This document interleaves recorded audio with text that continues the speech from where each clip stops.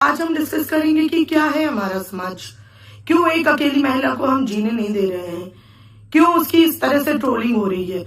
जी हाँ, आपने कहा कि सपना जैसी औरतें जो कि खुले बाल करके घूमती हैं वो चरित्रहीन होती हैं। आपने कहा कि वो अपनी बेटियों को अच्छा भविष्य नहीं दे सकती, उन्हें भी वो अपने जैसा गलत काम करने वाला बनाएगी, उन्हें बेच देगी। क्या ये शब्द सही था?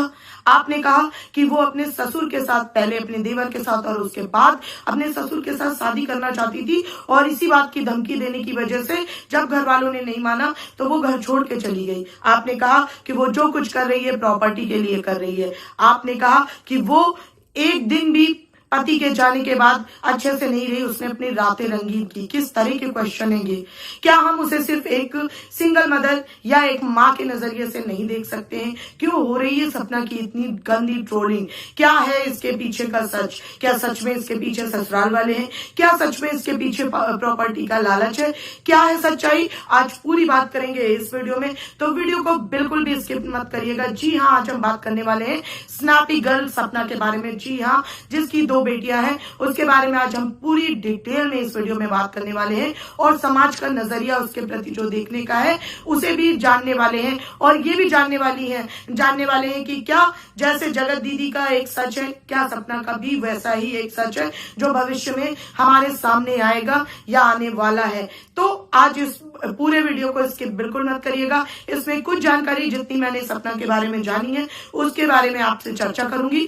तब तक के लिए अगर वीडियो अच्छा लगे तो प्लीज लाइक करना और चैनल को सब्सक्राइब किए बिना बिल्कुल मत जाना। मैं बहुत मेहनत करती हूँ आपके लिए, तो आपका एक सब्सक्राइब, एक लाइक और एक प्यारा सा कमेंट मुझे बहुत अप्रिशिएट करता है। तो मैं वीडियो बहुत कम बनाती हूँ, मोस्टली मैं एक लाइव ही करती हूँ रात को अपने चैनल पे 9 साढ़े 9 के बीच। तो अगर आप चाहें तो मेरी लाइव को डेली बेसिस पे ज्वाइन कर सकते हैं। उसमें हम पूरे दिन की हुई यूट्यूब की कंट्रोवर्सी को डिटेल में देखते हैं, बात करते हैं, चर्चा करते हैं और अपने दोस्तों से हंसी मजाक मुलाकात करते हैं। तो वीडियो को स्किप मत करना और प्लीज चैनल को सब्सक्राइब और वीडियो को लाइक करके अपना कमेंट, अपनी राय मुझे जरूर बताना। चलो फिर बिना देर किए वीडियो को शुरू करते हैं। हेलो एवरीवन, मैं हूं दीप्ति और मेरे चैनल का नाम है रिएक्शन विद दीप्ति। वीडियो करते हैं शुरू, जो कि है स्नैपी गर्ल सपना के बारे में। आज उसके बारे में मैं कुछ डिटेल्स बातें आपको बताऊंगी, तो प्लीज मेक श्योर करना कि वीडियो को लाइक और चैनल को सब्सक्राइब कर देना, और मुझे अपनी राय कमेंट में जरूर बताना, या और जो मैं अब तक उसके बारे में नहीं जान पाई हूं वो भी जरूर बताना, क्योंकि अभी मैं ब्लैंक स्लेट के साथ शुरू कर रही हूँ। जितनी मुझे उसके बारे में जानकारी मिली है सिर्फ उतनी। चलो फिर शुरू करते हैं। आज हम बात करेंगे स्नैपी गर्ल सपना के बारे में। सबसे पहले कुछ इंट्रोडक्शन, वैसे तो वो किसी परिचय की मोहताज नहीं है, लेकिन फिर भी जो नए जुड़े हैं उनको मैं बता देती हूँ। सपना स्नैपी गर्ल के नाम से एक चैनल चलाती हैं। उनकी सबसे पहले शादी हुई थी सूरज जी से, जिनकी कोविड के दौरान देहांत हो गया था जिनका। उनसे उसे एक बेटी थी। फिर उनके ही छोटे भाई यानी कि राजवीर जी से सपना की शादी हो जाती है। कुछ लोग कहते हैं कि सपना पहले से उनके साथ कुछ अफेयर जैसी चीजों में थी, उसने अपने आप शादी कर ली। कुछ लोग कहते हैं कि घर वालों ने घर की बहू घर में ही रहे, इस वजह से शादी करवा दी। उसके बाद राजवीर जी से शादी होने के बाद भी एक बेटी होती है और दोनों का जीवन बहुत अच्छा चल रहा था, लेकिन फिर से एक बार मुसीबत ने सपना को दस्तक दी। सपना की जिंदगी में फिर से मुसीबतों का पहाड़ टूट पड़ा और उनके दूसरे पति, जी हाँ दूसरे पति राजवीर जी की एक सड़क दुर्घटना में देहांत हो गया और वो नहीं रहे। उसके बाद तो सपना का जीवन ही ब्लैंक हो गया और चीजें बद से बदतर होती चली गई। जी हाँ, आज इस पूरे वीडियो में आपको एक एक चीज मैं बताऊंगी जितनी अब तक मुझे जानकारी मिली है।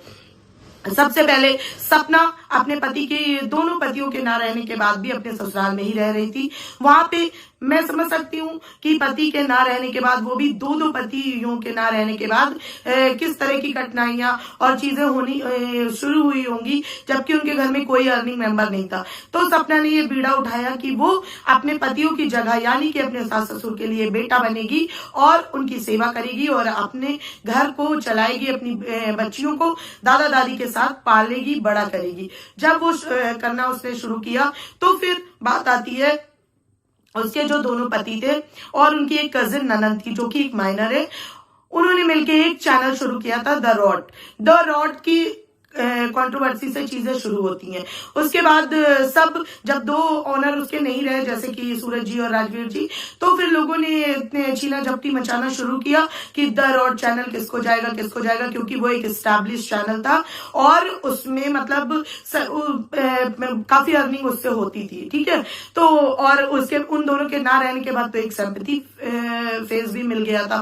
तो जब छीना झपटी चालू हुई तो वहीं से धीरे धीरे परेशानियां शुरू होना चालू हुई। ससुराल और सपना के बीच खींचातानी बढ़ने लगी। फिर कुछ टाइम तक चीजें थोड़ी थोड़ी बिगड़ी, फिर ज्यादा बिगड़ने लगी। उसी बीच सपना ने जब भी उस पर ज्यादा एलिगेशन लगते थे तो वो कुछ रिकॉर्डिंग्स होती थी जो उसे सुना देती थी, जिसकी वजह से उसको लोग ये भी कहने लगे कि ये हर बात की रिकॉर्डिंग करके रखती है। अब ये बात पे भी दो चीजें हैं। मुझे समझ नहीं आता कि सपना ऐसे कैसे उसे पता चलता था कि क्या चीजें होने वाली है या क्या मेरे लिए गलत या सही होने वाला है, इसलिए वो रिकॉर्डिंग करके रखती थी, या वो ऐसे परिवेश में रह रही थी कि गलत चीजें होते होते उसको आदत हो गई कि अब मैं अपने लिए एक प्रूफ बना के रखूं, इस वजह से वो रिकॉर्डिंग करती थी।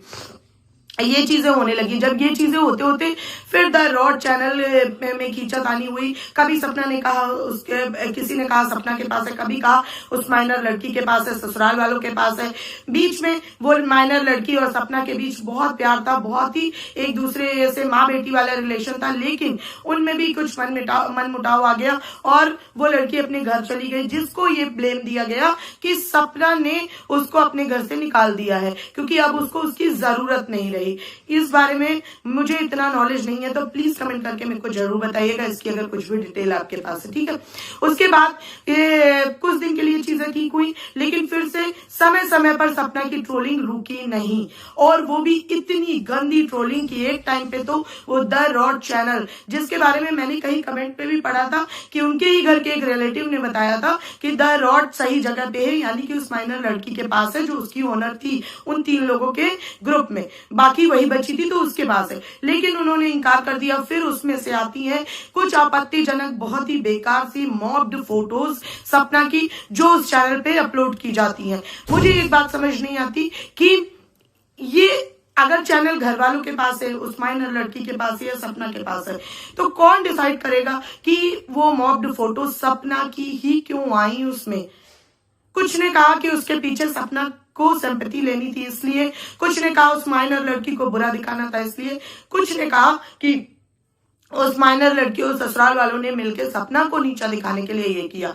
उसके बाद वो कंट्रोवर्सी किसी तरह से रुकी, उसमें जबरदस्त ट्रोलिंग हुई सपना की, जबकि उसका कोई कंक्लूजन नहीं निकला। उसके बाद जब सपना के सेकंड पति की देहांत हुआ था तो उसमें भी काफी चीजें हुई थी। कुछ लोगों ने कहा ये सड़क दुर्घटना है, कुछ ने कहा ये साजिश है, क्योंकि उनका एक बहुत बड़ी प्रॉपर्टी है जिसके 3 लोग ओनर थे, उनके दोनों पति और सपना। जब ये तीनों नहीं रहेंगे तो वो प्रॉपर्टी और मतलब बच्चों के ही पास जाएगी, क्योंकि तीनों के ही बच्चे हैं, ठीक है। लेकिन अब 2 नहीं रहे। कुछ लोग कह रहे हैं कि वो सड़क दुर्घटना नहीं थी, उन्हीं की उसी प्रॉपर्टी की वजह से उनकी जान गई थी। अब ये कौन डिसाइड करेगा। अब ससुराल वालों से कहा गया कि आपको केस करना चाहिए, इसकी जांच करवानी चाहिए, बट ससुराल वालों ने कहा कि सपना ने मना कर दिया है। तो अगर सपना का जितना हक था अपने पति पर, क्या आपका नहीं था उतना हक अपने बेटे पर। आपकी तो पूरी जिंदगी की पूंजी थी, वो एक ही बेटा बचा था, वो भी इस दुनिया से चला गया। कोई कितना भी मना करे, मुझे नहीं लगता कि आपको ये लड़ाई रोकनी चाहिए थी, आपको ये लड़ाई जरूर लड़नी चाहिए थी। उस पे उसके सास ससुर का ये कहना आया कि हम अकेले बुजुर्ग हैं, हम ये लड़ाई कैसे लड़ेंगे। अब आती है दूसरी बात। अब सपना ने जब उसकी पीड़ा बढ़ गई, मन मुटाव बढ़ गए, अब गलती किसकी थी किसकी नहीं, दोनों पक्ष अपनी अपनी बातें कर रहे हैं। मैं इसलिए अभी कंक्लूजन नहीं दूंगी क्योंकि मैं ज्यादा इस चीज को डीप नहीं जानती हूँ, लेकिन जो कुछ पॉइंट मेरे मन में है वो मैं आपको जरूर बताऊंगी। सपना ने कहा कि उनके ससुर की बुरी नजर थी उस पे, वहां पे उसके साथ मानसिक और शारीरिक पीड़ा होती थी, घर वालों ने जीना दुभर कर रखा था, तरह तरह के ताने और चीजें थी, उसकी बेटियों के साथ सही व्यवहार नहीं हो रहा था, इन सब वजह से उसने घर छोड़ दिया। उनके ससुराल वालों ने कहा कि उसको प्रॉपर्टी का लालच था, उसने धमकी की वजह से घर छोड़ दिया, जिसपे ससुराल वालों का कहना है कि हमने प्रॉपर्टी के पेपर उनको भेज दिए हैं। अगर आपने भेज दिए हैं तो आपने जो कुरियर किया है वो स्लिप दिखा दीजिए ऑडियंस को, उसमें सारी डिटेल लिखी लिखी होती है, ठीक है, कि आपने पेपर्स भेजे हैं। और दूसरी तरफ सपना भी चाहे तो ये बात क्लियर कर सकती हैं अपने चैनल के माध्यम से कि उनको पेपर रिसीव हुए हैं या नहीं हुए हैं। ऑडियंस के बीच का ये जो कौतूहल है वो दूर हो जाएगा, ठीक है।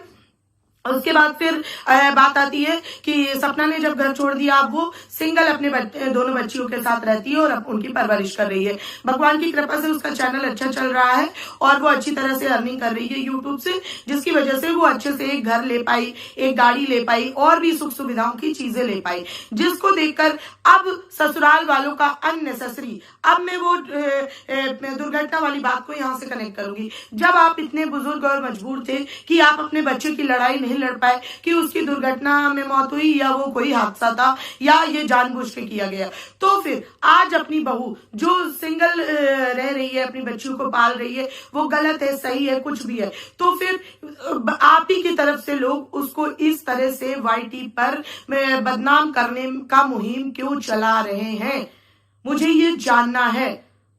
आप और अगर आपके रिलेशन का कोई इन्वॉल्व है, चलिए वो तो फिर भी समझ में आता है। और ये पड़ोसी कौन सा चौधरी बन रहा है, तेरी कौन सी बहस खोल रखी है उसने जो तू बीच में आ रहा है? तेरा लॉजिक तो मेरे को समझ ही नहीं आया। आस पड़ोस वाले, घर परिवार आपस में लड़ रहे हैं, आस पड़ोस वाले क्यों घुस रहे हैं? या फिर आप उन्हें जानबूझ के अगर इन्वॉल्व कर रहे हैं किसी बाहर वाले को, तो वो बहुत गलत चीज है। आप लोगों ने इल्जाम लगाए कि बाल खोल के घूमने वाली औरतें चरित्रहीन होती हैं। कहाँ लिखा है ऐसा? कहाँ क्लियर हुआ है? मैं भी बाल खोलती हूँ और मुझे तो लगता है आज ज्यादातर औरतें बाल खोलती हैं, तो क्या सब चरित्रहीन है? क्या ये आप एक जनरल स्टेटमेंट दे रहे हैं?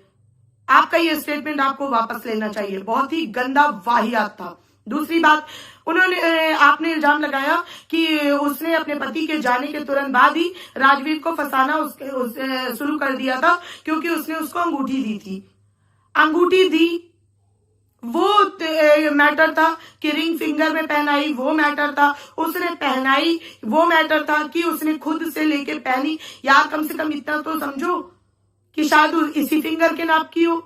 हाँ चलो, इस हाथ की जगह इस हाथ में पहन सकते थे, वो भी मुद्दा है। तो ये बात दोनों तरफ से अभी जस्टिफाई नहीं होती है, मगर इन छोटी छोटी चीजों को इस तरह से प्रेजेंट करना, हर चीज एक औरत के चरित्र से जोड़ देना बहुत ही गलत है। और जो लोग सपना को जगत दीदी से कंपेयर कर रहे हैं, वो तो बिल्कुल रुक जाओ। या मैं ये कहूंगी कि जब तक ऐसी कोई चीज, सच्चाई सामने नहीं आ जाती, तब तक उस चीज को उससे कनेक्ट मत करो। अभी मुझे लगता है हमें इंसानियत के नाते, सामाजिक नाते, हर तरह से सपना को सिर्फ और सिर्फ एक माँ की नजर से देखना चाहिए, उसकी 2 मासूम बच्चियों के लिए। आप लोग कैसी बातें करते हो? आपने कहा कि वो अपनी बच्चियों को बेच देगी, उन्हें सही चरित्र नहीं देगी, सही परवरिश नहीं देगी। एक माँ से अच्छी परवरिश कोई नहीं दे सकता है। तो इस तरह की स्टेटमेंट पास कर रहे हो आप। आपने कहा वो अपने ससुर को फंसाने की कोशिश कर रही थी। छी, शेम ऑन यू।